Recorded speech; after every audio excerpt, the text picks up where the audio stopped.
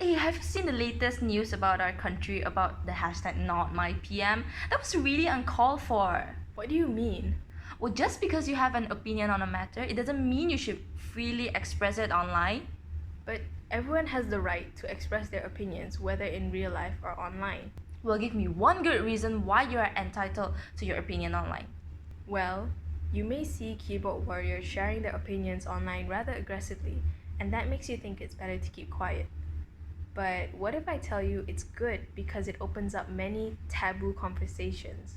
For example, when a keyboard warrior comments something about the relation between a woman's clothing and rape incidences, it floods in many responses from victims who share experiences and educate the public as a retaliation method.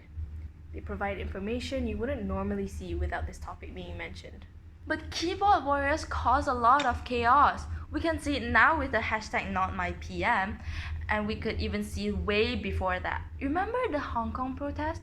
Those keyboard warriors were so irresponsible because they altered online information on official pages in such an aggressive way.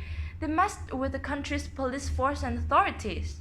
And those keyboard warriors are causing discrimination in the midst of a health crisis outbreak. They spread fake news and cause riots while the whole world is in panic over the COVID-19. Do you not see that? Yeah, that's true. They did cause some difficulties. Well, keyboard warriors are also starting cyber fights thanks to the whole hashtag #NotMyPM. Well, those cyber fights aren't as bad as they seem because people brought on quite interesting arguments to consider in the hashtag #NotMyPM. It educated those who were unaware of the news and the so-called backdoor government that we should not be supporting. So if you look at it from a positive and constructive view, you end up understanding a lot in the midst of this political turmoil. But don't you think those sensitive issues shouldn't be discussed online freely? The internet is a vast space and it makes these issues go viral quickly, which lead to chaos.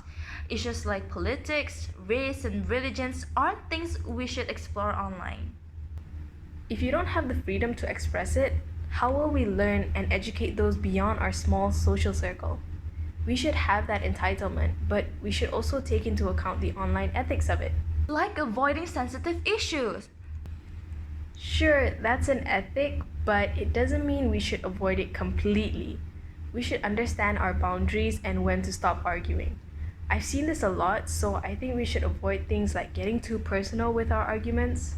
You should have a clear line of understanding. Yeah, I agree. We shouldn't debate unless we have proper evidence to back up our opinions. I've seen two types of people: those who base off their argument on hearsays and those who argue with sufficient information. Well, surely I will support the latter. I understand why you limit expressing your opinions online.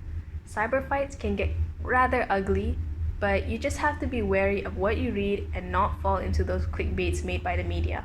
Now that you mentioned it, I agree that I should view online communities from a different perspective.